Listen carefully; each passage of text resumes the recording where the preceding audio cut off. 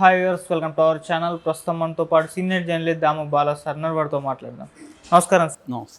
Sir, Samantha గారిని health issues ఎప్పుడు కూడా వెంటాడుతూనే ఉన్నాయి సార్. ఇప్పుడు ఆమెకు సంబంధించిన ఒక ఫోటో సోషల్ మీడియాలో వైరల్ అవుతుంది. ఆ ఫోటోలు అంటే గాయాలతో ఉంది, ఒక బెడ్ మీద పడుకొని ఉంది.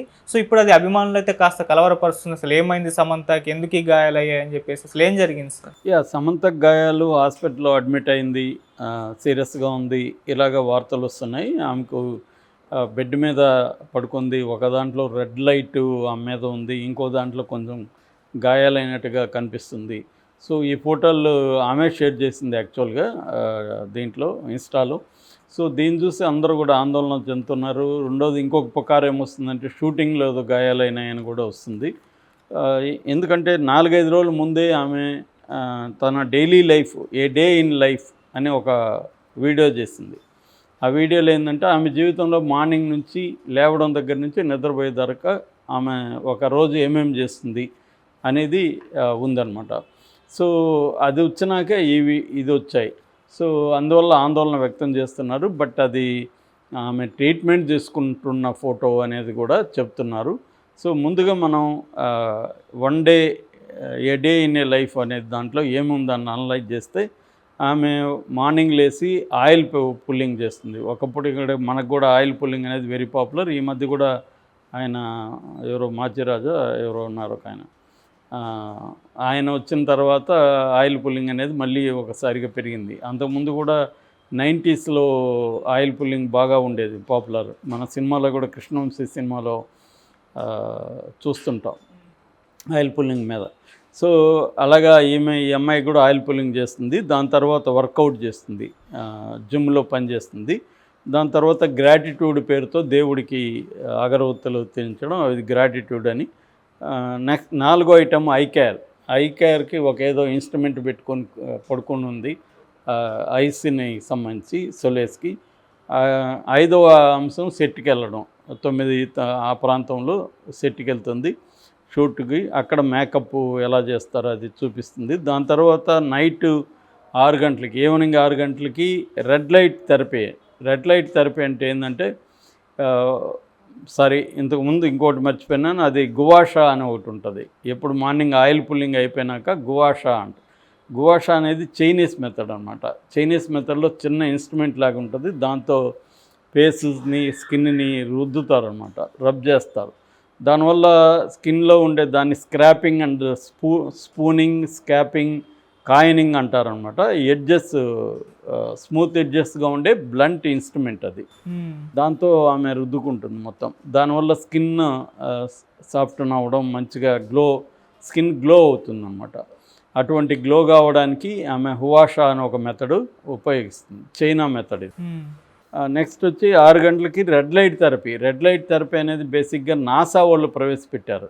అంటే స్మాల్ లో రెడ్ లైట్ ఉంటుంది, దాని ద్వారా ఒక ఇన్స్ట్రుమెంట్ లాగా ఉంటుంది అనమాట. దాంట్లో అవి మొక్కలకి ఇవ్వడం ద్వారా మొక్కల్లో ఉత్పత్తి అనేది పెరుగుతుంది అనేది నాసా వాళ్ళ ప్రయోగాలు ఇదన్నమాట. దాన్ని ఈ మధ్య మనుషులు కూడా వాడుతున్నారు. దీనికి భేదంగా యాంటీ ఏజింగ్ టెక్నిక్ అంటారు దీన్ని. అంటే మన వయసు తొందరగా ముసలోళ్ళు కాకుండా స్కిన్ అనేది ఏజ్ తెలియకుండా ఉంటుంది. అంటే రింకిల్స్ ఉండవు, తర్వాత బాడీ మీద వచ్చే ర్యాషెస్ కానీ, రెడ్నెస్ కానీ, యాక్నే అంటారు, స్కార్స్, ఇవన్నీ పోతాయన్నమాట, స్మూత్గా ఉంటుంది.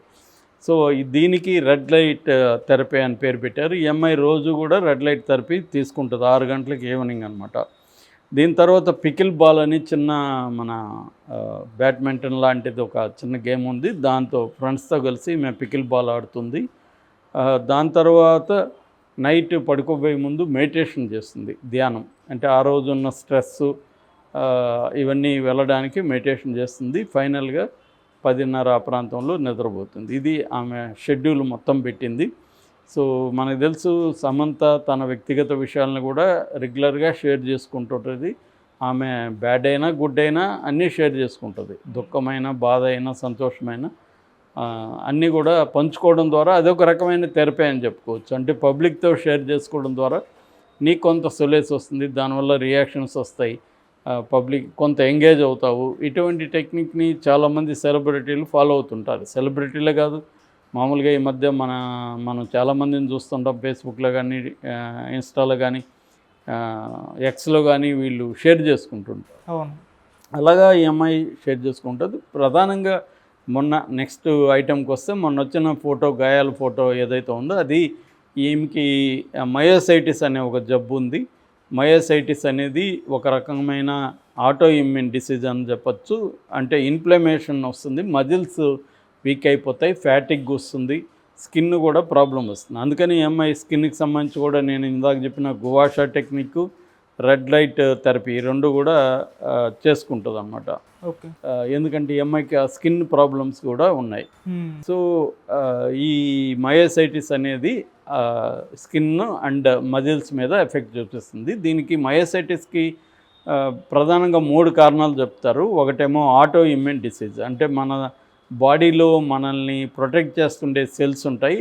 ముఖ్యంగా వైట్ బ్లడ్ సెల్స్లో టీ సెల్స్ అంటారు, ఆటో బాడీస్ అంటారు. ఈ ఆటో బాడీస్, టీ సెల్స్ మన బాడీని రోగాల నుంచి, ఇతర క్రిముల నుంచి రక్షిస్తుంటాయి. అయితే ఒక్కొక్కసారి అవే మన బాడీ మీద అటాక్ చేస్తాయి. దాన్ని ఆటో ఇమ్యూన్ డిసీజెస్ అంటారు.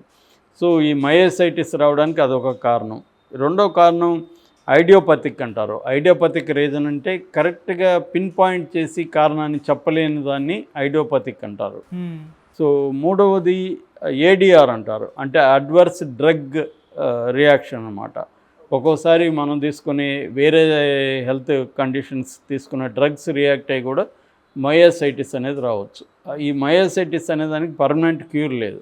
మన డయాబెటీస్ని ఎలాగైతే మేనేజ్ చేసుకుంటున్నామో మయోసైటిస్ని కూడా మేనేజ్ చేసుకుంటుండాలి.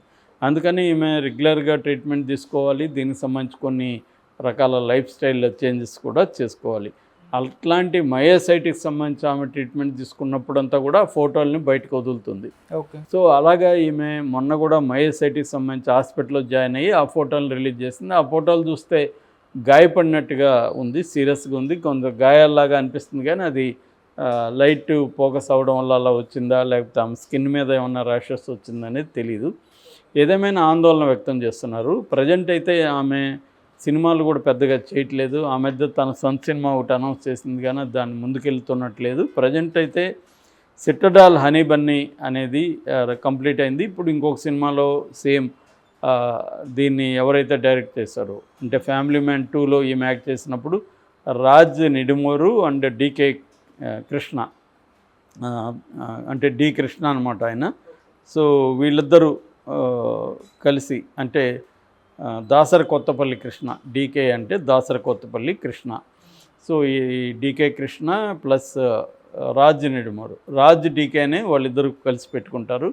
వీళ్ళు హాలీవుడ్లో కూడా కొన్ని సినిమాలు తీశారు. దాని తర్వాత ఇండియాలో వీళ్ళు web series family man, Farzi, తర్వాత ఇప్పుడు ఇది సిట్టడెల్ అనేది ఇంగ్లీష్ సిరీస్ని వీళ్ళు తెలుగులో నెట్ఫ్లిక్స్కి రీమేక్ చేస్తున్నారు, హిందీలో, మొత్తం ఇండియా వైజ్గా. సో ఇందులో ఈమె చేసింది. అందుకని మనకి రాజ్ నిడుమూరుకి ఈమెకి పెళ్లి కాబోతుందన్న వార్త కూడా వైరల్ అయింది. ఎందుకంటే వీళ్ళిద్దరు కలిసి విపరీతంగా ఈ మధ్య తిరగడం, అతను వెబ్ సిరీస్లు అన్నింటిలో ఈమె యాక్ట్ చేస్తుండడం, అతను కూడా అతని భార్యకి విడాకులు ఇచ్చే ప్రాసెస్లో ఉన్నాడని చెప్తున్నారు. సో వీళ్ళిద్దరూ ఆల్రెడీ డేటింగ్లో ఉన్నారు, పెళ్లి చేసుకోబోతున్నారు అని కూడా అంటున్నారు. ఏదేమైనా ఈమెకి హెల్త్ ఇష్యూ వల్ల అయితే కెరీర్ అయితే దెబ్బతినింది. సో అంటే వేగం, ఆమె చాలా వేగంగా సినిమాలు చేసేది, ఆ వేగం దెబ్బతినింది. బట్ కంప్లీట్గా అయితే లేదు. ఆమె హెల్త్ చూసుకుంటూ సినిమాలు చేస్తూ ఉంది. That is her personal life present and professional life. So ఈ గాయాలు ఇవనేవి ఆందోళన పడాల్సిన అవసరం లేదు. ఆమెకి రెగ్యులర్గా ఉండే హెల్త్ ఇష్యూస్ తప్ప ప్రత్యేకంగా ఆమెకి డేంజర్